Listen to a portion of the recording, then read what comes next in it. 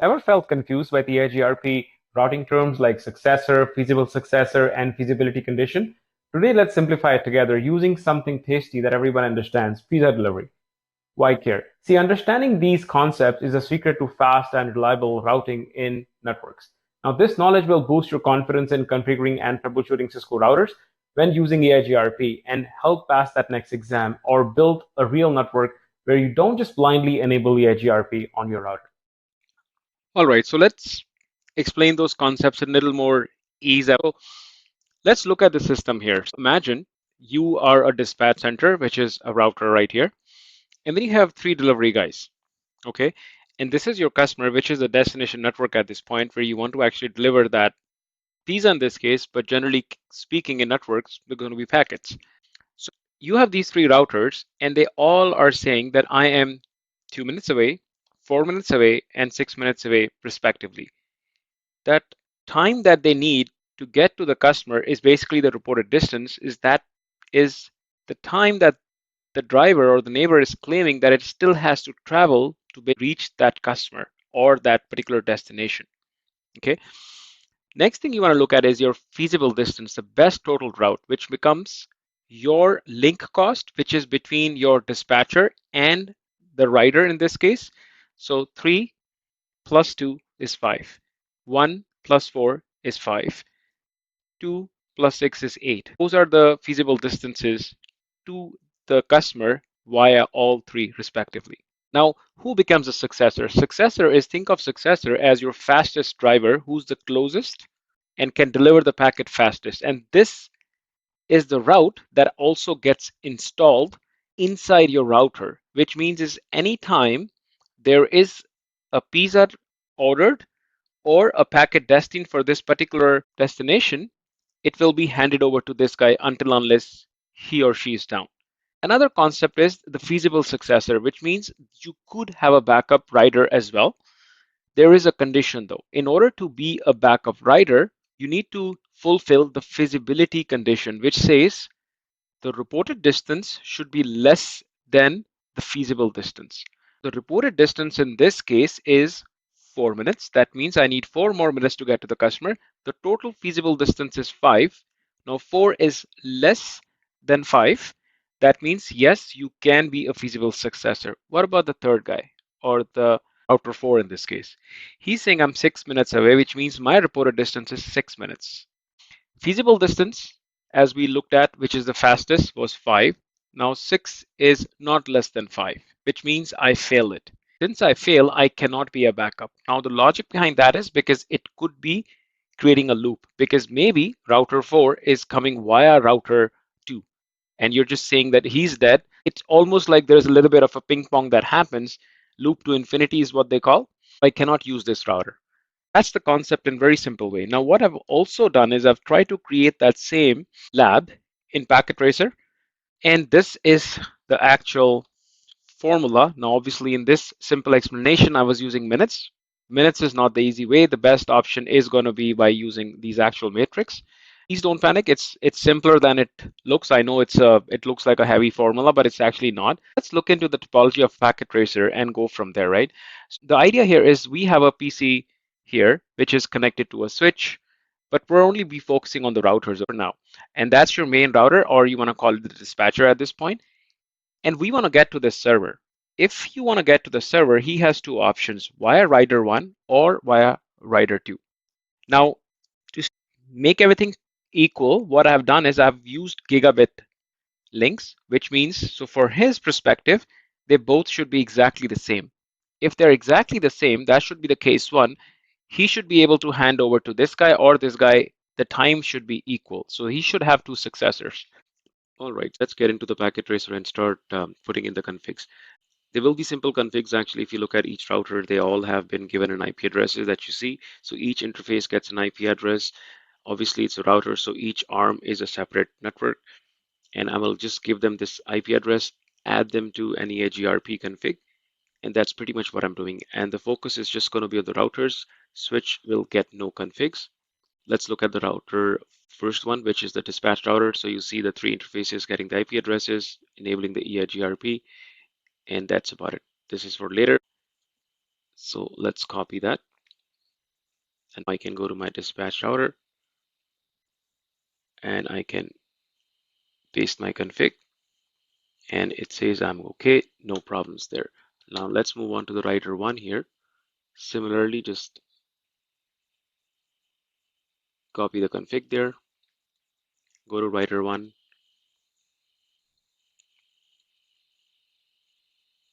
That looks good as well. And now the last, and that's, we need the writer two configs. So we'll take that one there.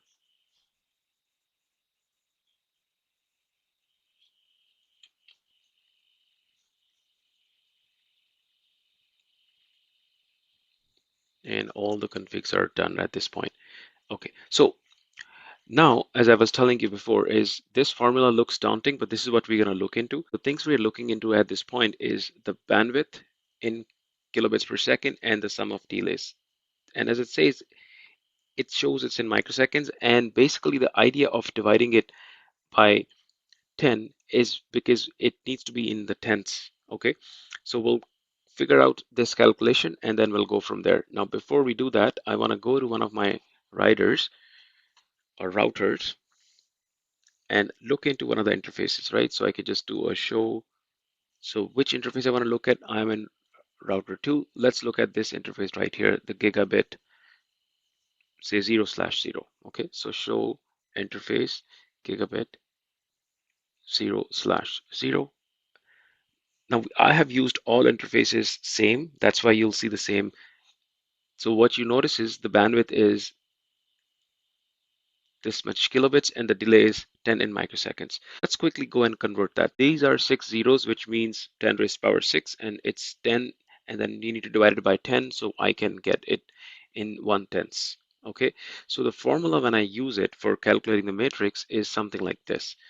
The 256 stays the same, right? And we had 10 raised to power 7, and we noticed that this was 10 raised to power 6. And then sum of delays for each link is going to be 10 divided by 10 in this case for default. So that becomes 256 multiplied by n since it's a bracket here, right? So that is going to be your 10 plus 1, right? Which is simply 256 multiplied by 11. This is from the distance from each link, right? So this is what the reported distance would look like, which is this router is saying I am this many minutes away. I am this many minutes away from the switch. The way it's calculating is by using this matrix. So there's no minutes here. That's what it's trying to do. Now, what if the same router 2 or via this path, I'm trying to find the FD. FD would be the feasible distance, which will also include this link.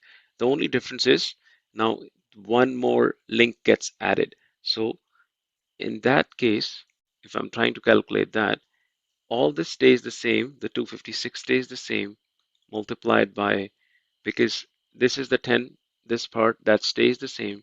Now we have two links, so it just becomes 1 plus 1, right? So which becomes 256 multiplied by 12. These are the two numbers you get. So let's jump to a calculator to find that what the number really is. Okay, if I bring my calculator up and if I say 256 multiplied by 11, that should be my reported distance. Okay, so that is 2816. What about the FD in this case? And that's what we're calculating, right? The only difference here would be 256 multiplied by 12, 3072.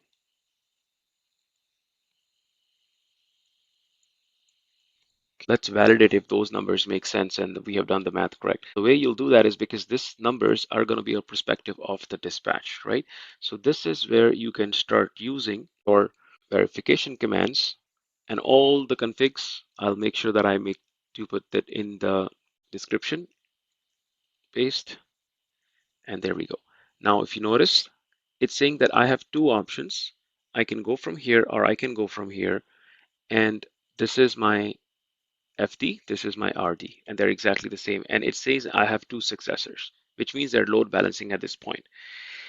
Now, this is by default, and this is where the power of an engineer or a configuration or understanding of what this means comes in handy. Now, let's say I'll give you a use case. If these two routers were separate, for example, this was maybe one of the Cisco's latest 8300 routers, and this was an old 2911, and you just wanted this router 2 to be a backup and not really forward it all the time. So in that case, I can add a delay so that this guy becomes the main successor and he's only sitting as a backup in a worst case when this fails. So that's something that I can do. Now, how I can do that is if the feasibility condition is met, right, which is the RD should be less than FD. So which means I will not change this side, but I can increase this side. So what I can do is I can go to this particular interface on dispatch gigabit 02 and add say 1000 of a delay. So how about we do that and see what really happens. So config T interface gigabit 0/2, and I'm going to add the delay of say 1000. Okay, it goes down. Now what has happened is this was the RD. This will not change, right? Because this was this link here, but this should change. How would this change? Now this will change by, because this link now, instead of 1, we just manually added 1000. By the way, only thing to remember is when you do these changes on the config, it's already in 1/10, so you don't have to divide by it. So if this happens, what do you get here? Let's do that, right? What would that be? 816.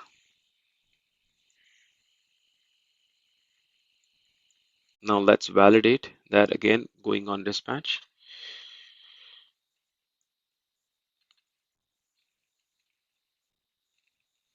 Okay, coming out. And I'm just going to run the same command that I had before. And if you notice, for this one, now I have one successor, and this is what we calculated right here. So now this guy becomes a backup. This is the second use case. What if I don't want this guy to be part of it, or how can I make it sure that how it will fail the feasibility test? In that, what I can do is I can change this here. So if I add the delay this way, this will affect the RD now. If I affect the RD, so if RD, which is 281816 in this case, is still less than 3072. If this number becomes more than 3072, the feasibility condition will fail and you will not see two routes. And via also something interesting you can do is when you do show IP route, and you'll notice in this case, there will be only one route. So only one route, which is the main only successor's route, gets installed. Okay. Now, if in the first case, before I added a delay, if you run the same command, you'll notice that you will see two options here. You will see two routes here because both of them gets installed. That's where the load balancing is happening. Let's go to this router here, okay, and go to gigabit 00 and add another 1000 delay, and let's see if it breaks.